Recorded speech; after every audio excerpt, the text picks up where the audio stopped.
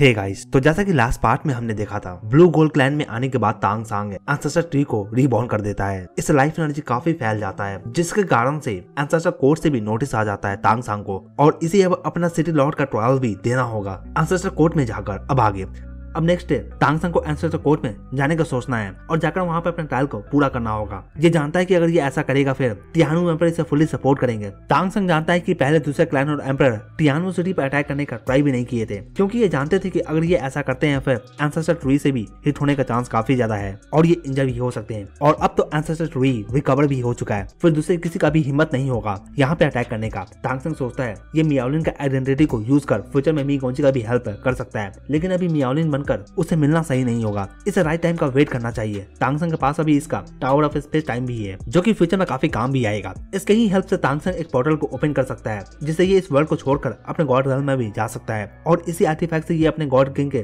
Power को भी gain कर सकता है। इधर कैरी सिटी में मी गोंजी कल्टीवेट कर रही है। ये जानती है कि फ्यूचर में थिंग्स से काफी हार्ड होने वाला है, फिर इसे भी कल्टीवेट कर लेना चाहिए और थिंग्स के लिए रेडी हो जाना चाहिए। इधर ऑर्गेनाइजेशन भी सीक्रेटली काफी सारे ह्यूमंस को गैदर कर अब ओशियन में भी शिफ्ट कर रहे हैं। मेन थिंग भी आने वाला है, जब मी गोंजी और तांग सांग दोनों ही एम्परर बन जाएंगे तभी जाकर सभी प्रॉब्लम भी सॉल्व हो सकेगा। असुरा सॉर्ड भी इन दिनों में काफी इंप्रूव किया है और ये पहले से भी बेटर होता आया है। तांग सांग के अकॉर्डिंग जब मी गोंजी एम्परर बन जाएगी फिर उस टाइम पे असुरा सॉर्ड को कॉल किया जा सकता है, और उस टाइम पे असुरा सॉर्ड के साथ में मी गोंजी का पावर एक नॉर्मल एम्परर से टॉप लेवल के एम्परर का पावर पे चला जाएगा, जिसके कारण से पूरा ही एंसेस्टर कोड भी हिल जाएगा उस टाइम पे कि इन्होंने किस तरह के एम्परर को जन्म दे दिया है। इस कारण से भी तांग सांग काफी केयरफुली थिंग्स को प्लान भी कर रहा है। मी गोंजी अपने कल्टीवेशन के दौरान असुरा सॉर्ड से कनेक्शन को काफी अच्छा भी करती है। जितना ज्यादा ये अपना कनेक्शन अच्छा करती है, इसके कारण से ये और भी बेनिफिट को पाती है। तांग सांग बंद रूम में है ब्लू गोल्ड क्लैन के। इधर मी गोंजी भी बंद रूम में है और ये कल्टीवेट कर रही है। इधर तांग सांग अपने स्पेस टाइम टावर के हेल्प से अपने डिवाइन सेंसर्स को मी गोंजी के पास में सेंड कर देता है। इससे इसका एक इल्यूजनरी फिगर मी गोंजी के पास में अपीयर होता है। इसे देखकर मी गोंजी भी काफी सरप्राइज होती है और ये कहती है तुम ऐसे कैसे हो गए। तांग सांग इस पे कहता है ये मेरा सिर्फ इल्यूजन फॉर्म है, जो कि इजी है कम्युनिकेट करने में, जबकि हम काफी दूर हैं। तो फिर तांग सांग मी गोंजी को देखता है और कहता है तुम्हारा कल्टीवेशन भी काफी सही चल रहा है। तुमने जजमेंट सॉर्ड इंटेंट को असुरा सॉर्ड से फ्यूज कर दिया है। सुपर आर्टिफैक्ट का फ्यूजन काफी अच्छा होता है, इससे तुम्हें काफी बेनिफिट भी मिलेगा, और मी गोंजी को इससे काफी बेनिफिट भी मिला भी है। इस पे मी गोंजी कहती है हाँ मैंने ये किया है, तुम ये भी देख सकते हो। मी गोंजी असुरा सॉर्ड को निकाल कर दिखाती है। रेड लाइट फ्लिकर करता है और रेड कलर का लॉन्ग सॉर्ड निकल कर सामने आता है। मी गोंजी पूछती है कहाँ पे हो अभी तुम। इस पे तांग सांग कहता है अभी मैं हूँ फेरी कॉन्टिनेंट में ही, मैं फेरी कॉन्टिनेंट में ही अभी ट्रैवल करने का सोच रहा हूँ। मी गोंजी कहती है ठीक है, मगर भूल मत जाना मेरे टूर्नामेंट के बारे में। तांग सांग कहता है अब मैं सी गॉड के आइडेंटिटी को यूज नहीं करने वाला हूँ इसमें पार्ट लेने के लिए। मी गोंजी कहती है हाँ सी गॉड ये काफी सेंसिटिव मैटर है, तुम्हें ये नहीं करना चाहिए। तांग सांग इसे कहता है चिंता मत करो, मैं इसे भूलने वाला नहीं हूँ। कोई भी मेरी वाइफ को मुझसे छीन कर लेकर नहीं जा सकता है, मैं जरूर आऊंगा। तांग सांग जानता है कि जब से एंसेस्टर ट्री अवेकन हुआ है, अब टियानु एम्परर के पास में टाइम नहीं है कि ये कैरी सिटी के अगेंस्ट कुछ भी प्लान कर सके।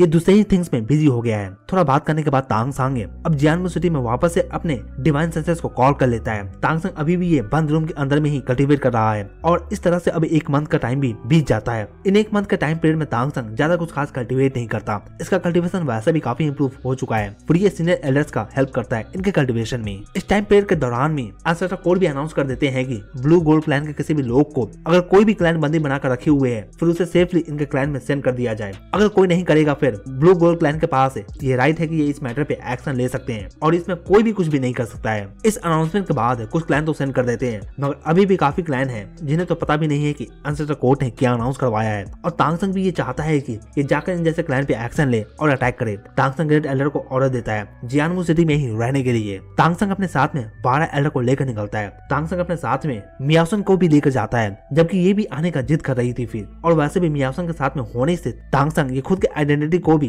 कंफर्म करवा सकता है दूसरों को, तो इसका होना भी तांग सांग के लिए बेनिफिशियल की बात ही है। ग्रेट एल्डर चाहते थे कि तांग सांग के साथ में और भी एल्डर जाएं ताकि कोई प्रॉब्लम हो तो ये सब निपट सके, लेकिन तांग सांग मना कर देता है कि ज्यादा ये एल्डर को लेकर नहीं जा सकता है यहाँ से, क्योंकि सिटी में भी काफी एल्डर के यहाँ पर जरूरत पड़ेगा। अगर ये काफी ज्यादा बिग फोर्स को यहाँ से लेकर चला जाएगा तो सिटी के पास में कुछ फोर्स ही नहीं बचेगा खुद को डिफेंस करने के लिए। अगर कोई भी अटैक करेगा तो फिर सिटी में भी पावर होना चाहिए। यहाँ से निकलने के बाद तांग सांग पहले तो कांगो सिटी जाना चाहता है। कुछ समय पहले ही इस सिटी के एम्परर किंग कॉन्ग आए थे जियानमू सिटी में एंसेस्टर ट्री के बेनिफिट को लेने के लिए, मगर इसे भागना पड़ गया था। अगर एंसेस्टर ट्री नहीं होता फिर ये अपने मकसद में भी कामयाब हो जाता। उसके पावर के आगे ये कुछ भी ना कर सका था और इस कारण से भी ब्लू गोल्ड क्लैन के लोग बाहर नहीं आते थे अपने जियानवू सिटी से। मगर अब ऐसा नहीं है, अब ये बाहर भी आ रहे हैं। एक रॉयल क्लैन की मेंबर होने के कारण से मियाओ शेन ये अपने इनर सिटी को छोड़कर कभी भी बाहर नहीं आई है। ये फर्स्ट टाइम इस टाइम पे बाहर भी आ रही है, इस कारण से भी ये काफी एक्साइटेड भी फील करती है। और जबकि ये अपने बिग ब्रदर के साथ में है फिर ये और भी एक्साइटेड है। इसे कोई भी फिक्र नहीं है कि इसे कुछ हो भी जाएगा बाहर में। तांग संग भी इस प्लान के लिए कुछ करना चाहता है ताकि ये इस प्लेन के मास्टर को भी थैंक्स कह सके। इस कारण से भी तांग संग इनका काफी हेल्प भी कर रहा है। वैसे और भी रीजन है इनके क्लैन का हेल्प करने का, मगर ये भी एक रीजन है। ये रेस वैसे भी किसी दूसरे रेस को हर्ट नहीं करते, ये खुद में ही जीते हैं और दूसरे रेस के लिए भी लाइफ एनर्जी को प्रोवाइड करते हैं। तांग संग सोचता है ये रेस है, कभी दूसरे रेस को स्लेव भी नहीं बनाए हैं। फिर अगर ह्यूमन का रिलेशन इस रेस के साथ में अच्छा हो जाएगा फिर फ्यूचर में ह्यूमंस भी इनसे काफी बेनिफिट भी कर सकते हैं। तांग संग ये जर्नी दो पर्पस के लिए भी कर रहा है, एक तो खुद के एम्पर लेवल पे जाने के लिए और दूसरा ह्यूमंस के लिए एक बेटर कल्टीवेशन मेथड को सर्च करने के लिए। जियानवू सिटी के बाहर में लाइफ एनर्जी भी काफी कम है। जब ये सिटी के बाहर में आते हैं फिर लाइफ एनर्जी भी इन्हें उतना फील नहीं होता। तांग संग का फॉक्स आई का कल्टीवेशन भी काफी इंप्रूव किया है और अब ये काफी अच्छा भी हो चुका है। इसमें स्काई फॉक्स क्लैन के बंदे भी तांग संग से फॉक्स आई स्कल में कम्पीट नहीं कर सकेंगे, सिर्फ टिहानु एम्पर को छोड़कर। तांग संग अपने राइनो आई से ये एयर में काफी थिंग्स को देख भी सकता है। जब ये सिटी से बाहर आ चुका है फिर ये अपने स्किल्स में आए हुए चेंजेस को भी फील कर रहा है। सिटी से बाहर आने के बाद तांग संग डायरेक्शन अपना थोड़ा बदल देता है। ये कोंगू सिटी की ओर फिलहाल तो नहीं जा रहा। इस पे एल्डर कहते हैं चीफ हम गलत रास्ते पे जा रहे हैं। तांग संग इस पे कहता है अभी हम पास के प्लांट और ट्रीज के पास में पहले जा रहे हैं, इसके बाद हम कोंगू सिटी में जाएंगे। तांग संग कहता है ये सभी एंसेस्टर ट्री के ही डिसेंडेंट है, फिर इन्हें भी हम एंसेस्टर ट्री का ब्लेसिंग दे देते हैं, इससे इन्हें भी बेनिफिट होगा और ये अपने एंसेस्टर के बारे में जान सकेंगे कि इनका एंसेस्टर ट्री अब अवेकन हो चुके हैं। ये सुनकर सेकंड एल्डर भी सरप्राइज होते हैं। ये तुरंत ही कहते हैं चीफ के ऑर्डर को मानने के लिए। तांग संग एंसेस्टर ट्री का विल पावर को यूज कर सकता है और साथ ही अपने लक पावर को इन प्लांट्स को ब्लेसिंग देने के लिए, इससे इन्हें भी काफी बेनिफिट मिलता है। तांग संग देखता है कि इन प्लांट्स के पास में गोल्ड हेलो फॉर्म हो रहा है। ये लाइट सिर्फ तांग संग ही देख सकता है, जबकि तांग संग लिंक्सी आई का यूज कर रहा है तो फिर और ये लाइट लक एनर्जी है। तांग संग सोचता है इसे लग रहा था कि सिर्फ स्काई फॉक्स क्लैन ही लक एनर्जी को गैदर कर पाते हैं और इसके कारण से मॉन्स्टर क्लैन को बेनिफिट भी होता है। मगर ये सोचता है अगर इस वर्ल्ड में कोई और रेस भी लक एनर्जी को गैदर कर सके फिर क्या होगा। टोटल अब 7 दिन लग जाते हैं। तांग संग और इसका ग्रुप फॉरेस्ट में फ्लाई कर रहे हैं और ये एंसेस्टर ट्री के ब्लेसिंग को स्प्रेड करते हुए आगे बढ़ रहे हैं। इससे लक एनर्जी भी काफी कंडेंस होता जाता है और साथ ही तांग संग का भी लक एनर्जी से इंक्रीज करता है। आगे फ्लाई करते हुए ये अब कोंगू सिटी भी आ जाते हैं। तांग संग स्काई से इस सिटी को देखता है। ये देखता है कि कोंगू सिटी के वॉल्स मिनरल ओर से बने हुए हैं और ऐसा वैसा नहीं बल्कि कीमती मिनरल ओर्स है। तांग संग कंटिन्यूअस आगे बढ़ रहा है। किंग कॉन्ग क्लैन में एक कल्चर है, जब ये 6th टियर और इससे ऊपर चले जाते हैं फिर ये खुद को सेफ देने लगते हैं और ये ह्यूमन सेफ चुनते हैं। अपने लिए ये आर्मर और वेपन भी रिफाइन करते हैं और ये आर्मर हो या फिर वेपन हो ये इनके बॉडी का पार्ट ही होता है, इनके ही बॉडी से बनता है। तांग संग देखता है कि 3 किंग लेवल के बंदे किंग कॉन्ग क्लैन से इनकी ओर फ्लाई करते हुए आ रहे हैं और ये आकर कहते हैं friends of blue gold clan, इतने सारे लोग को लेकर तुम हमारे सिटी की ओर क्यों आ रहे हो, क्या मतलब है इसका। ये सुनकर सेकंड एल्डर आगे आते हैं और कहते हैं हम ब्लू गोल्ड क्लैन से हैं और हम तुम्हारे किंग से मिलना चाहते हैं। ये सुनकर ये तीनों भी सरप्राइज होते हैं। अगर एंसेस्टर ट्री अवेकन नहीं हुए होते और उस टाइम पे अगर ये इनसे मिलने आते फिर इस न्यूज को सुनकर ये लोग भी हंस पड़ते, मगर जबकि एंसेस्टर ट्री अवेकन हो चुके हैं फिर ये भी सीरियस हो जाते हैं इन्हें लेकर। अब एक बंदा कहता है ठीक है यहीं पे वेट करे, मैं जाकर आगे का इंस्ट्रक्शन को लेकर आता हूँ। तांग संग इस टाइम पे शांत है और इसके आई भी काफी शांत दिख रहा है। तुरंत ही अब लाइट शूट होता है और 2 फिगर अपीयर होते हैं। एक तो चैंग वू है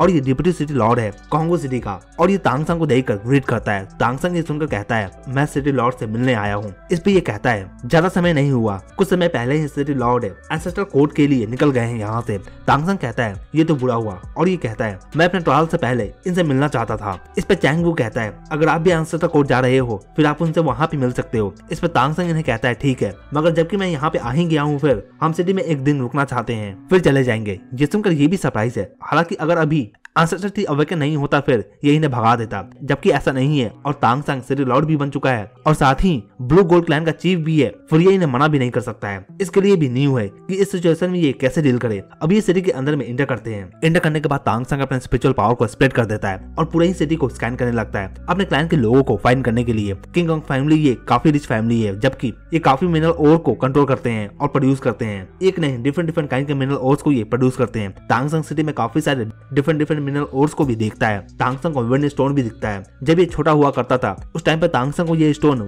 वुल्फ क्लैन में दिखा था और इसने इसका भी यूज किया था उस टाइम पे, और ये लो लेवल कॉइन्स के तौर पे भी यूज होता है। इन्हें लेकर अब ये सभी एक जगह पे आ जाते हैं। चैंग वू इनका रुकने का एक होटल में अरेंजमेंट कर दिया है। इस जगह को देखकर एल्डर कहते हैं ये किस तरह का जगह है, ये हमारे साथ में अच्छे से ट्रीट नहीं कर रहा। तांगसंग कहता है डोंट वरी, अगर वो हमें सिटी लॉर्ड मैंसन लेकर जाते हैं फिर अच्छा नहीं होता है, ये जगह ठीक है। तांगसंग कहता है इस जगह पे हीट काफी ज्यादा है लेकिन कोई बात नहीं, फिर फायर किंग यहाँ पे है और इससे हीट भी काफी आ रहा है, जबकि ये फायर एलिमेंट को यूज कर सकता है। तांगसंग राइनो आई का यूज कर इसके एलिमेंट के कनेक्शन को ब्रेक कर देता है एयर में से, इससे ये एलिमेंट का एनर्जी को यूज नहीं कर पाता और ये कहता है तुम क्या कर रहे हो मेरे साथ, और गुस्से में ये तांगसंग की ओर आगे बढ़ता है अटैक करने के लिए। तांगसंग के बॉडी में फिनिक्स ब्लड भी है, ब्लू सिल्वर एम्परर भी है और केओस एनर्जी भी है, तो फिर फायर किंग का सिर्फ फायर एलिमेंट क्या ही कर सकता है तांगसंग का। तांगसंग इसका फायर एलिमेंट को अपने बॉडी में अब एब्जॉर्ब करना स्टार्ट कर देता है, इससे तांगसंग का बॉडी ही शाइन करता है। तांगसंग कहता है तुमने पहले मुझ पे अटैक किया है, याद रखना। इस टाइम पे फायर किंग भी काफी सरप्राइज है, फायर एलिमेंट से बने हुए इसका आर्मर भी टूटने लग जाता है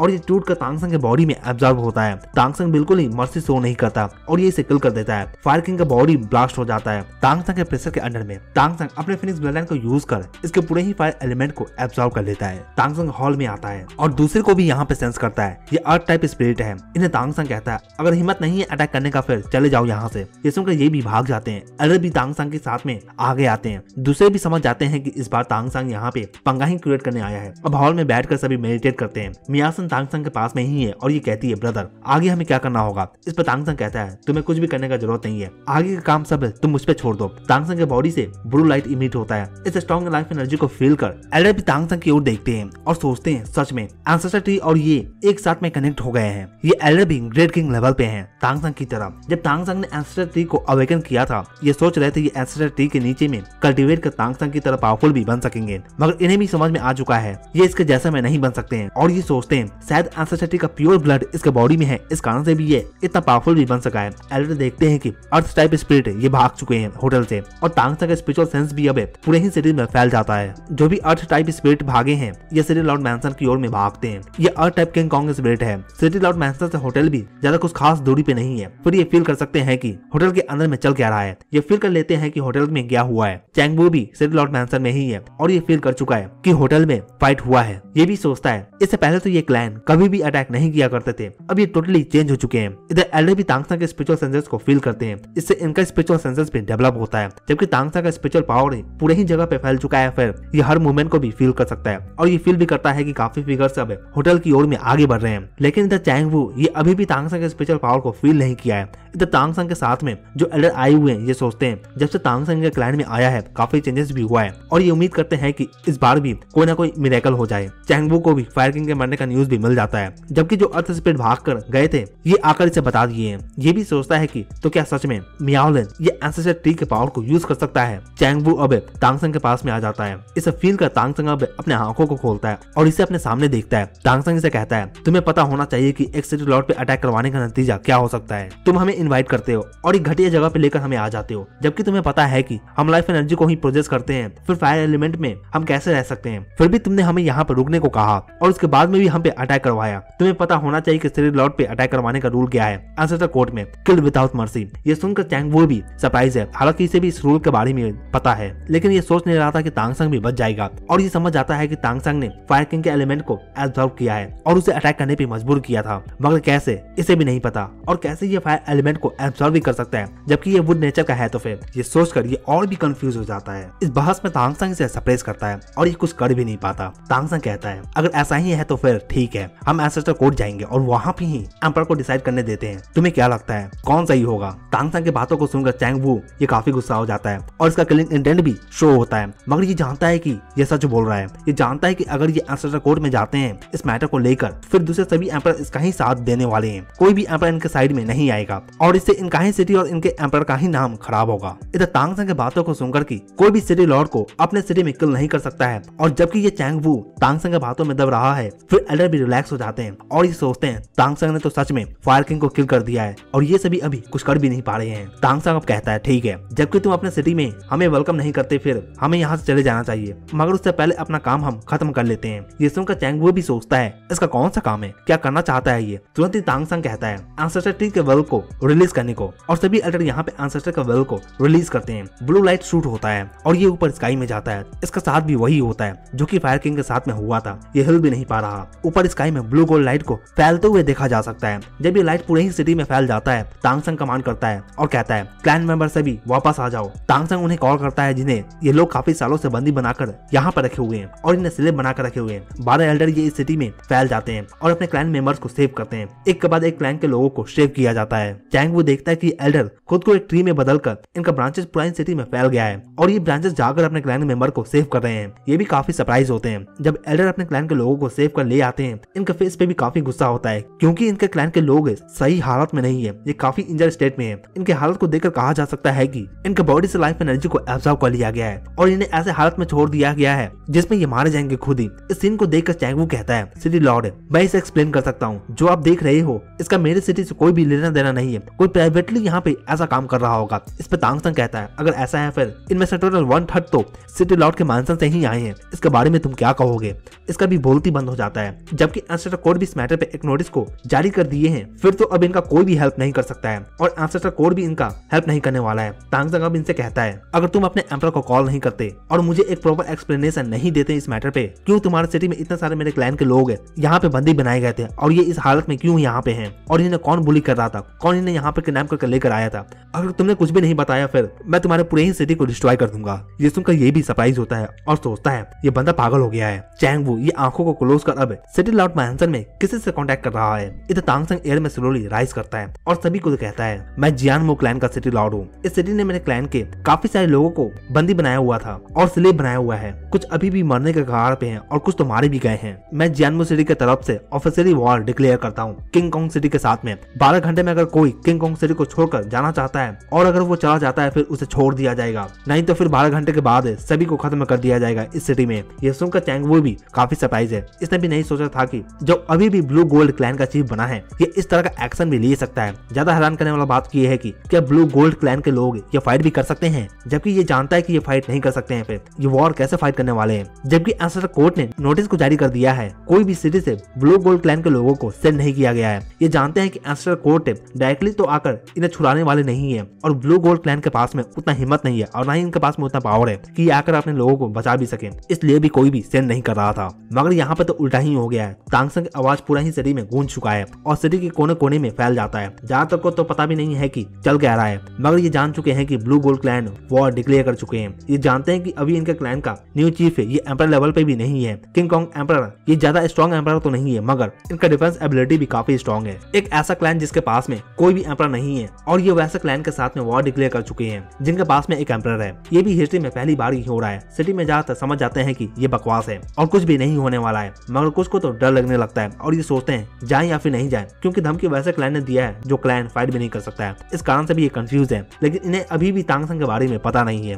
तांग संग 12 घंटे का टाइम है सिटी को इसलिए भी दिया है क्योंकि ये टाइम काफी है इन्हें सोचने के लिए और खाली कर जाने के लिए, और साथ ही किंग कॉन्ग एम्परर को भी एंसेस्टर कोर्ट से वापस आने के लिए ये टाइम काफी है। चैंग वू भी ज्यादा कुछ खास नहीं करता है। ये वेट करता है अपने एम्परर के आने का और साथ ही सिटी के जो भी किंग लेवल का फाइटर है अब ये एक एक कर यहाँ पे आकर जमा होना स्टार्ट कर देते हैं। धीरे धीरे अब ये नंबर बढ़कर 20 में बदल जाता है। मियाओशन ये तांग संग के पास में ही बैठी होती है और ये भी इस सीन को देख रही है, मगर अंदर ही अंदर इसे भी एक फीलिंग आता है इसका बिग ब्रदर आज वो हासिल कर लिया है जो कभी भी कोई भी इसका क्लैन में कोई भी हासिल नहीं कर सका है। ये जानती है कि 12 घंटे में एम्परर भी सिटी में आ सकता है एंसेस्टर कोर्ट से, तो ये अपने बिग ब्रदर को कहती है तुम अभी ही क्यों नहीं स्टार्ट करते हो। तांग संग इसे कहता है उसे आ जाने दो, नहीं तो फिर ये अटैक एक स्नीक अटैक हो जाएगा और इससे हमारा ही नाम खराब होगा, जबकि हम यहाँ पे इस बार अपने क्लैन का नाम ऊंचा करने आए हैं। तो फिर ये सुनकर मियाओशन और भी कुछ कहना चाहती थी, मगर इसे एल्डर रोकते हैं और कहते हैं चीफ को डिस्टर्ब मत करो, ये जो कर रहे हैं इन्हें पता है ये क्या कर रहे हैं। ये भी जानते हैं कि इसके कारण से जो भी होगा उससे ब्लू गोल्ड क्लैन को काफी बेनिफिट होने वाला है। एल्डर भी समझ रहे हैं कि अगर ये इस टाइम पे इस सिटी में सक्सेसफुल हो जाते हैं फिर दूसरे सिटी खुद ही इनके क्लैन के लोगों को रिलीज कर देंगे और इनका ही पोजीशन इंक्रीज करने वाला है। जो भी एल्डर्स हैं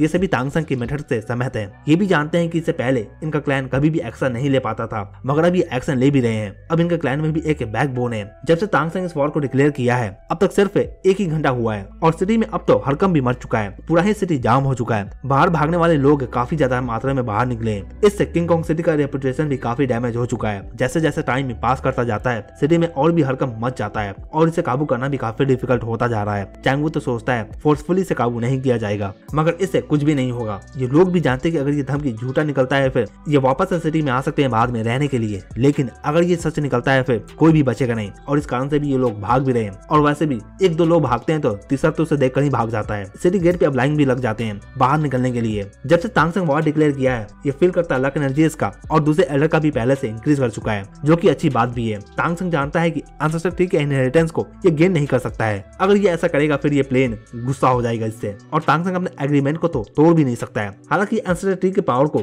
बोरो कर सकता है। जब से तांगसंग ने एंसेस्टर ट्री का हेल्प किया है, इससे तांगसंग का खुद का ही कल्टीवेशन भी काफी इंप्रूव हुआ है। इसका सभी स्किल काफी इंप्रूव किया है। ब्लू गोल्ड क्लैन का इनका ब्लड लाइन भी फर्स्ट ग्रेड का ब्लड लाइन है। अभी तांगसंग बैठकर मेडिटेट कर रहा है और ये सोचता है कि इस फाइट में इसे क्या यूज करना चाहिए और किस तरह का स्किल को यूज करना चाहिए, क्योंकि ज्यादातर ये अपने स्किल को शो नहीं करना चाहता है। इस कारण से ये वैसे स्किल को यूज करेगा जो कि दूसरे को पता भी ना चले। इस तरह से अब टाइम भी पास करता जाता है और अब तो काफी सारे लोग भी सिटी से बाहर निकल चुके हैं। पूरा ही सिटी और मार्केट बंद हो चुका है। जैसे ही अब 11 घंटे बीत जाते हैं, किंग कॉन्ग सिटी के ईस्ट में 2 फिगर भी अपीयर होते हैं। किंग कॉन्ग एम्पायर आ चुका है। ये एंसेस्टर कोर्ट से फ्लाई करते हुए आया है। यहाँ पे फास्ट स्पीड में आ गया है। तांगसंग देखता है कि इसके साथ में एक और बंदा भी है। ये बंदा भी कम नहीं है, ये भी काफी पावरफुल है और ये एम्पायर लेवल के बंदे के साथ में फुल स्पीड में फ्लाई करते हुए आया है। और फ्लाई करने के दौरान पे ये एम्पायर लेवल के बंदे से बिल्कुल भी पीछे नहीं था। इसे पता चलता है कि इसका डिवाइन पावर भी काफी ज्यादा है। तांगसंग सोचता है ये बंदा भी एक एम्पायर लेवल पर ही हो सकता है। एल्डर भी इन दोनों बंदे के ऑरा को फील करते हैं और कहते हैं लगता है कि इस बार 2 एम्पायर एक साथ में आ चुके हैं। इन 2 एम्पायर लेवल के बंदे के आने के कारण से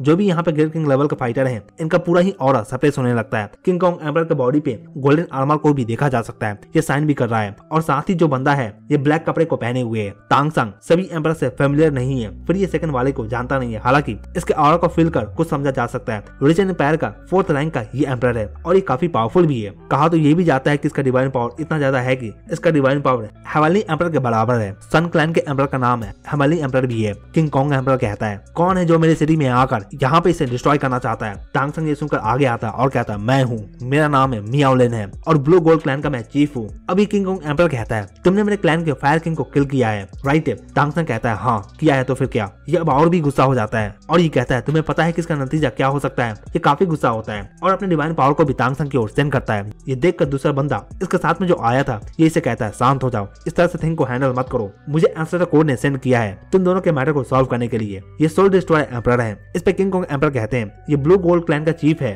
और ये मेरे सिटी में आकर मेरे ही लोगों को किल भी कर रहा है। इस पे सोल डिस्ट्रॉयर एम्परर कहते हैं इसे भी पहले एक्सप्लेन करने दो। इस पे तांगसंग आगे आता है और कहता है मैं 12 घंटे पहले इस सिटी में आया था अपने क्लैन को लेकर। मैं एंसेस्टर कोर्ट में जा रहा था अपने ट्रायल के लिए, मगर रास्ते में मैंने सोचा कि किंग कॉन्ग एम्परर को हेलो बोलते हुए निकलूं, जबकि हम एक दूसरे का पड़ोसी हैं। जब मैं यहाँ पे आया फिर हमें सिटी के अंदर में इन्वाइट किया गया, मगर यहाँ पे चैंग वू हमें वेलकम कर एक हॉट जगह पे लेकर आ गए। ये जानते हैं कि हमारे बॉडी वुड नेचर के हैं और हम फायर को हैंडल भी नहीं कर सकेंगे, मगर फिर भी ये जानबूझकर हमें यहाँ पे लेकर आए। सोल डिस्ट्रॉयर एम्परर भी जगह को देखते हैं और ये फिर चैंग वू को देखते हैं और कहते हैं ये तो काफी बैड मैनर्स है। तांगसंग आगे कहता है मेरे लोगों को यहाँ पे फायर से प्रॉब्लम हो रहा था, मगर हम कुछ कर भी नहीं सकते थे, तो हम बस शांत होकर वेट ही कर रहे थे और मैं अपने क्लाइंट के लोगों को तकलीफ को कम करने के लिए रूम का फायर एलिमेंट को अपने बॉडी में एब्जॉर्ब करने लगा ताकि मुझे प्रॉब्लम हो लेकिन मेरे लोगों को प्रॉब्लम ना हो। ये देखकर फायर किंग काफी ज्यादा गुस्सा हो गया था और मुझ पे उसने अटैक भी कर दिया, तो मैं खुद को सेव करने के लिए उसे फाइट किया और मिस्टेकली मैंने उसे मार भी दिया। एंसेस्टर कोड के रूल के अकॉर्डिंग कोई भी सिटी लॉर्ड पे अटैक हो तो फिर वो खुद को डिफेंड कर सकता है और इसी के साथ ये पार्ट यहीं पे खत्म होता है। तो दोस्तों इसके आगे का पार्ट हम नेक्स्ट वीडियो में देखेंगे। इस पार्ट को लेते हैं। वीडियो अच्छा लगा हो तो वीडियो को लाइक जरूर करें और अगर आप चैनल पर नए हैं तो चैनल को जरूर सब्सक्राइब करें ऐसे और भी एनीमे एक्सप्लेन के लिए। Thank you.